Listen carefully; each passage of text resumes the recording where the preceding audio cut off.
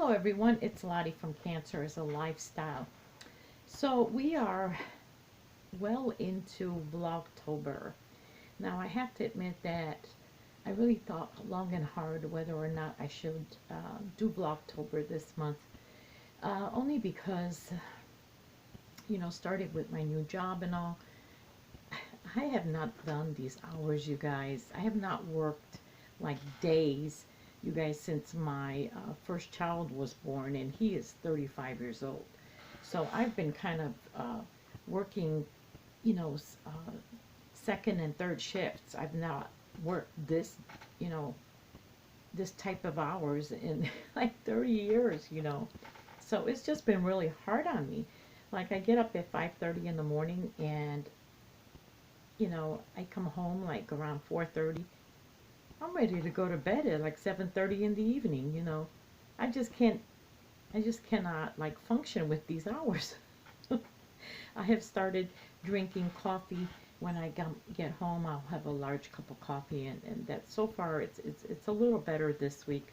But for that reason, I really was debating whether or not I should do Vlogtober, because like, I don't know, and I still can't guarantee that I'm going to be posting every day. But anyway, you guys, today, it is going to be just a hodgepodge of all sorts of things. Okay, it's going to be a whole bunch of stuff all together, but I'm not going to do it long, no more than 15 minutes. I don't like to do it way too long than that. But so let's get started. The first thing I wanted to show are my squares. Now, the last time I showed you these squares, I only had about 5 made, and this is part of my 12 cast-ons for the year. Now, if you watched yesterday's video, you know that I finished one of the cast-ons, the 12 cast-ons, and that one was for my nephew. Well, this was a blanket for his sister, and since they're, I'm going to be sending out a box, there's room in there for me to make her blanket and finish it and just send it off. So, and besides, I already got the squares pretty much done. I just need to, bind them together. Now, like I said, the last time you guys seen these, I've only had 5 made, and I ended up asking you what I should do, what color I should use to, bind them together. Whether I should use black or should I use cream, white, or just some other different color. And as usual, you guys have come up with some great solutions, which I'm not going to tell you which one I am choosing until I actually put them together. Today I just wanted to show you some the colors that I have chosen. Now basically what I have done is I am making one large square of all different colors. So these are all going to be different colors. I am calling this my color block blanket. So like this one is like a nice tangerine color. It's a very nice orange. And then we have the gold yellow. Now mind you, the ends are still there. Okay, I should turn it around this way. Then we have the really nice blue. The next one is the green, the bright, what I would call butter color yellow. Then we have the red, which always comes out pink, I don't know why. Then we have the peach, really light pink, hot pink, kiwi green, a nice like a powder blue, and purple. This is a really like a plum purple really, but it's coming out bluish. Okay, so these are the ones that I'm going to combine together.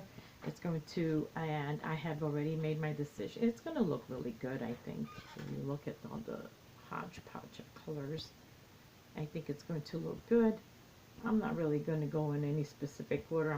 I laid it out on my bed, and I've kind of made my decision how I'm going to put them. But otherwise, I will be showing that hopefully in a couple days, the finished product, and I can send that off to my niece and along with my nephew's blanket. The other thing I made was a washcloth. Now you guys know that I am newly in love with washcloths. These things just pick up and absorb so well, and I love them so much. You guys have to excuse me. Sorry about that, you guys. The sun is going down and the lighting is just horrible right now. It's coming through my window even when I blocked it. The only problem I have is that I think I make them too large, and I should make them more of a washcloth almost, because they absorb so well. You do not need to make them a large size like a regular dish towel, but I love them. And that's, of course, is cotton. All right, the next thing, hold on, let me get it. Okay. Sorry about that, you guys. The next thing I made is a homeless mat. You know, originally when I moved here from Chicago, this is kind of how I bind them together, you see? And I tie them together like this, and this is how I do them. And I make them all different sizes. Originally when I made this one, when we moved here, I told myself I'm just going to save them for when my girlfriend visits from Chicago, and then she can take all of these that I make. You know, I keep them in my trunk because it's just too much. They take up too much space in the home. If I leave them in my trunk, I don't put anything else in there, and it fits perfectly. And I was going to have her taken back to Chicago and donate them to the regular shelter that we've always given our homeless mats to, and that's the Cornerstones Community Outreach. One of my favorite places ever, you guys. That's not my mat. I visited it. Maybe that's why it's so dear to my heart, is because I visited over there. They also happen to feed the homeless, and also I have it has a special place in my heart. So I did make a mat also for it. I also have made a whole bunch of my plarn, which is ready. And that's, of course, if you guys are not familiar, I take the plastic garbage bags, I cut them into strips, I bind them together, and then I roll it into a ball. So I have a whole bunch of these already made. Now, as soon as I get plastic bags, I cut them up right away, and I make them into balls. And so then when I start crocheting, it goes really fast. So I have a whole bunch of made. I just have not made too many of them. I made one. A lot of the reason happens to be because it really hurts my hand. My right hand when I use the big hook on these. I don't know why. You know, crocheting doesn't really bother my hands, except when I used to make the homeless mats for some reason. So I did make that. Now, another thing, you guys, let me get that. Excuse me. Let me get my notebook for the ministry. It's so tattered, you guys, because I use it for everything. When I was going through my closets a few weeks back, I actually went and kind of reorganized things here at home, and I ended up finding a whole bunch of hats, headbands, I think 2 baby blankets, and mostly children's sizes. And I ended up that I've crocheted, and kind of like it has spilled over from other donations where there was no room for them. So I ended up packaging all of that up. You guys have seen these before. I've just, you know, I haven't found room, I guess, in my other donations. So I packaged all of them up, and I sent them out to Knots of Love. And this organization is in Costa Rica, California. And you guys, I'm sure, are very familiar of Knots of Love. They are very well known. They pass out to mostly to children, and you know, the baby blankets, and go on their website. They accept a wide range of things for children.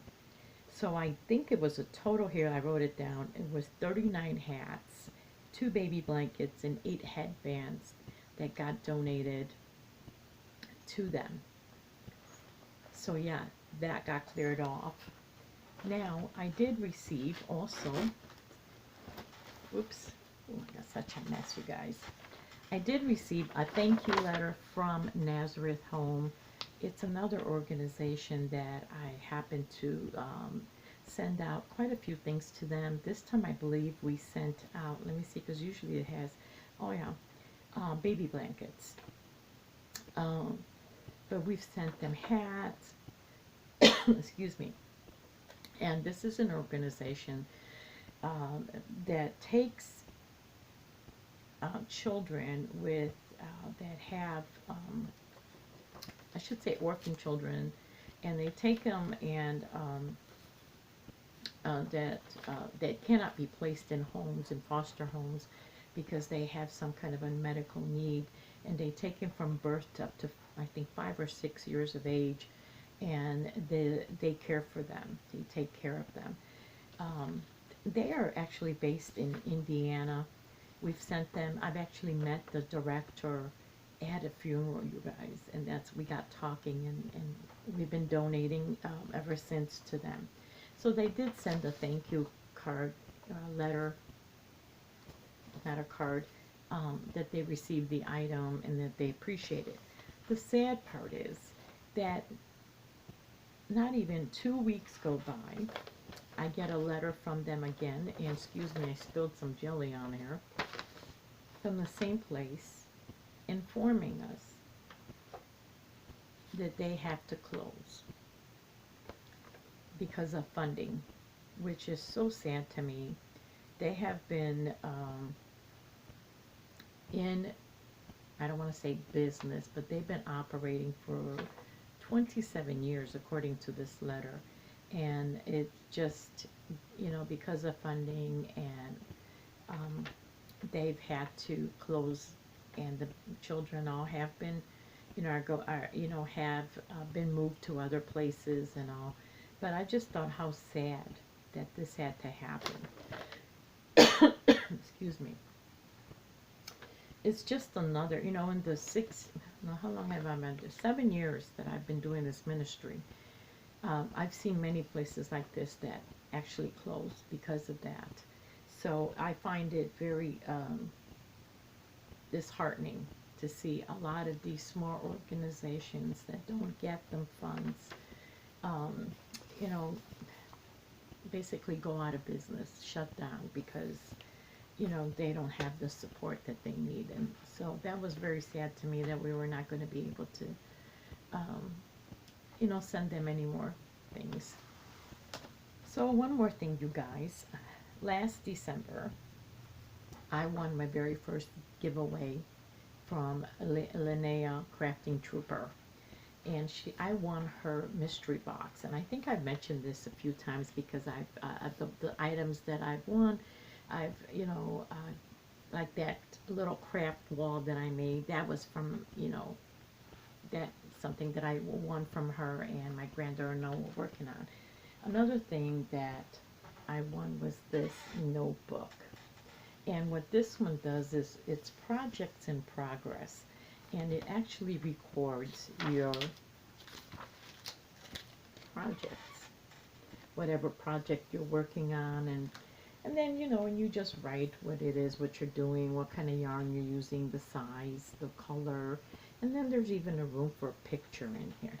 Well, and then of course on the other side is a graph sheet if you wanted to actually, you know, draw it out, and, you know, for the people who make patterns and all. But I thought, and then the next page is actually dotted. I don't know if you can tell, they're dotted, and I guess also for drawing out. But I love this book, And I thought, you know, what a great one. And I've been saving it because I thought to myself, I am going to be recording a lot of my special projects that I've always wanted to make, like when I made my first uh, sweater top. And you know, a lot of the items that I've always wanted that are maybe more difficult to make, like maybe the 12 cast-ons or the Mandela blanket.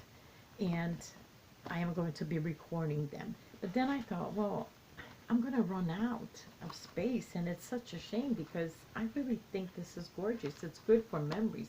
It's almost like a journal of things that you make. So I made copies, you guys. I got an old binder, okay? We all have these old binders laying around. And I made copies of the pages, and I put them, 3-hole punched them, and I put them in this binder so I can do that with a lot of my items that I make, that I can, you know, oops, sorry guys, so I can remember them. So I'm really looking forward to recording all of them. Now I've started actually writing out all the items that I'm making, what stitching am I using, the pattern and who it's from, and the size of my hook, and the type of yarn, and things like that.